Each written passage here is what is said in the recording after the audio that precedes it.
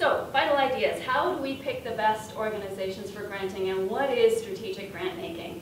Well, a lot of grant making in this country is about providing money so that organizations can run their programs. That's not what Vital Ideas is about. Vital Ideas actually makes the assumption that the organization is doing such good work that their programs have funding in order to run their programs. Instead, what we're looking for is organizations that can speak to a trajectory. They can speak to the fact that they have a solid track record of success, doing really good work in this city, addressing some of the trends and issues that Rahul spoke about in Toronto's Vital Signs. So they already know what they're doing, they do it well, it's an innovative approach to shifting the dial.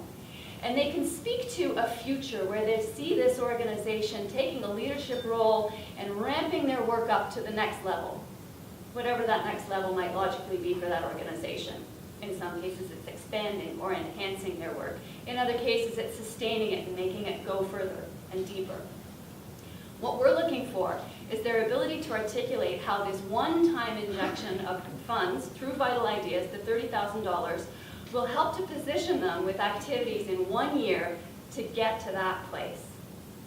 So, what's a high-impact organization? Well, there are 6 qualities of high-impact organizations. The first one is, does the organization work for social change through education or advocacy? And what I mean here is, do they work beyond a Band-Aid solution? So I'll give you a quick example. A food bank, for example, who gives hampers of food to people who need food. Really important, obviously, people need to eat to maintain their health. But it doesn't necessarily address the root causes of poverty and hunger, now does it? It's an immediate response to an immediate need. A community food center or an organization that does wraparound programming that might provide an opportunity to cook together, eat together, grow food together, and think about nutrition, that's going beyond the Band-Aid solution. People leave with skills and an opportunity to build networks with each other, which has spin-off effects, and that's called community development. 2, do they inspire participants to become effective advocates to make systemic change? So the end users of whatever the program is, are they actually thinking about what they're doing? 3, has the organization shown that it's adaptable and innovative? You know, the face of the Torontonian has changed. So how do our community organizations look inside themselves and look at their programming and evaluate their programming to make the proper changes so that they're actually addressing the needs that their community has? 4, does the organization nurture networks and partnerships with other organizations? We cannot work in silos, and neither should the community organization. 5, do they have a diversified funding base, or are they relying on 1 or 2 sources of income?